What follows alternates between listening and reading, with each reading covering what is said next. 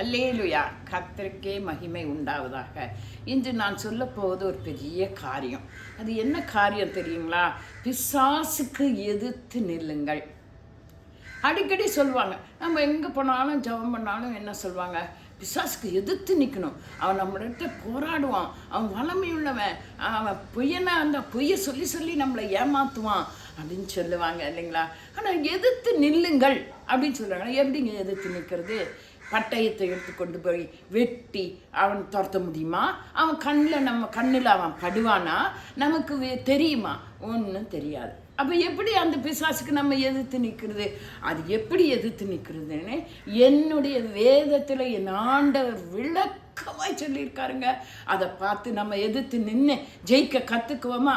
எந்த நேரத்தில் நம்மளை அழிக்கலான்னு வாயை தேடிக்கொண்டு திரிவானா, நம்மகிட்ட என்ன பொய்ய சொல்லி நம்மளை ஏமாத்தலான்னு பிசாசு பார்ப்பானா? அப்போ நம்ம அதில் ஏமாந்துடக்கூடாது, அவனோட வலையில் நம்ம சிக்கி கொள்ளக்கூடாது. அப்படின்னா நம்ம அவனுக்கு எதிர்த்து நிற்கணும். எதிர்த்து நின்னா என்ன செய்வானா? வந்த வழியே ஓடியே போயிடுவானா. அப்போது நம்ம எதிர்த்து நிற்க கற்றுக்கொள்வது ரொம்ப முக்கியம் இல்லைங்களா?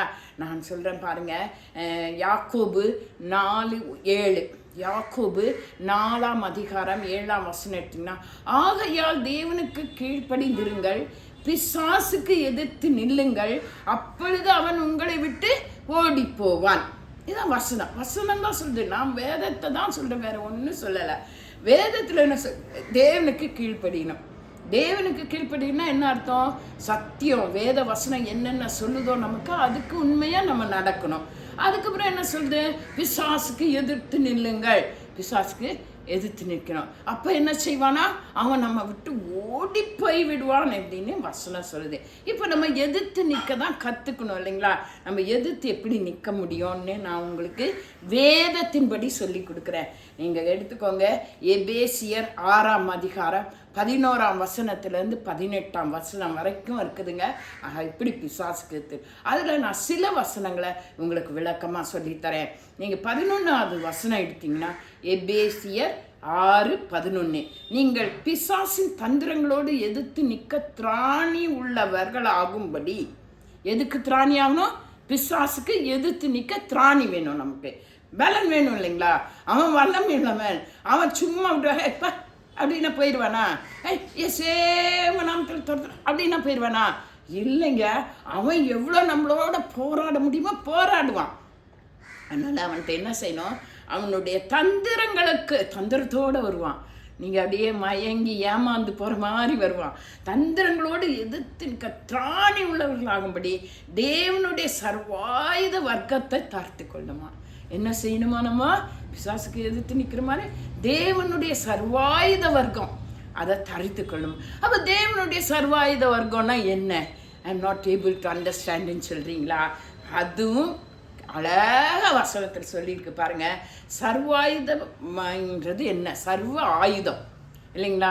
பட்டயம், கேடயம், அதே போல் தலைச்சீரா, அப்புறம் காலுக்கு பாதரட்சை, இதெல்லாம் தான் சர்வ ஆயுதம் எதிர்த்து நிற்கிறதுக்கு. இதை தான் அந்த வசனங்களில் சொல்லுது.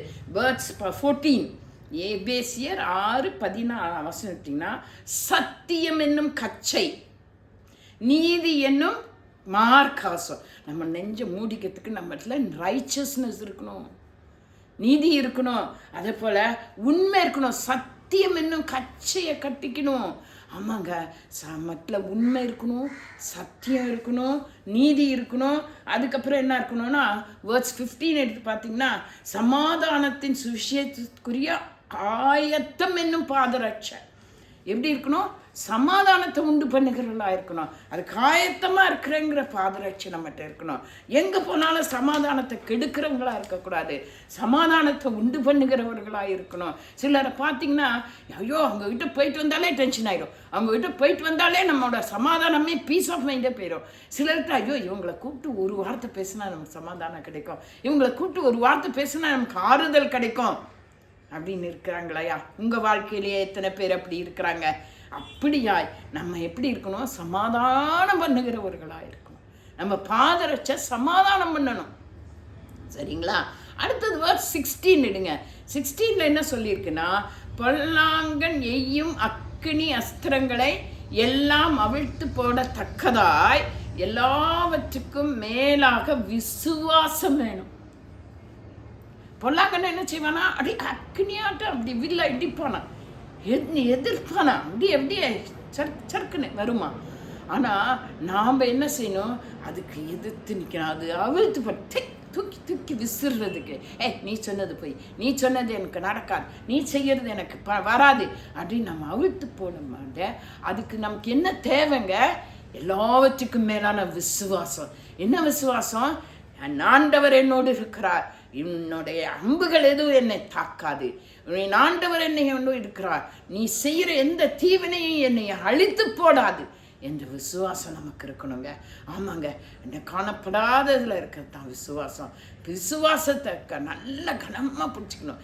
என் தேவன் இருக்கும்போது எனக்கு ஒன்றும் வராது அப்படிங்கிற விசுவாசம் என்னும் கேடகம், அதான் ஃபஸ்ட்டு இல்லைங்களா. அப்படி நம்மளை ப்ரொடெக்ட் பண்ணுறது நம்மளோட ஃபெய்த் தாங்க.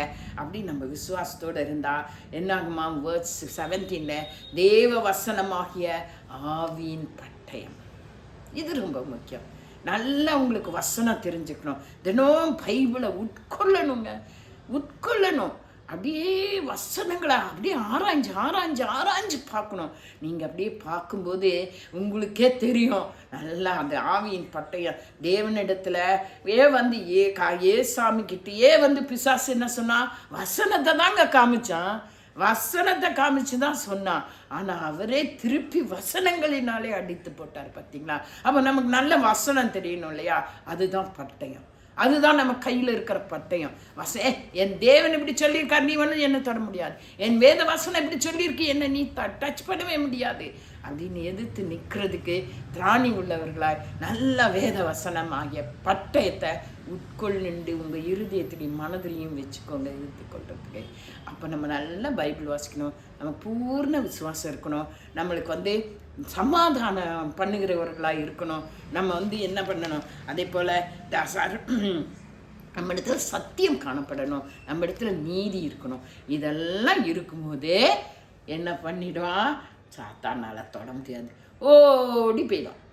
அவன் ஓடி போயிடுவான். அவனை ஓட்டுவதற்கு, அந்த பிசாசை எதிர்த்து நிற்பதற்கு திராணி உள்ளவர்களாகும்படி நீங்கள் எல்லாரும் அந்த வசனத்தை எடுத்து வாசித்து உங்களை சரி செய்து ஆராய்ந்து பார்த்து சரி செய்து கொள்ளுங்க.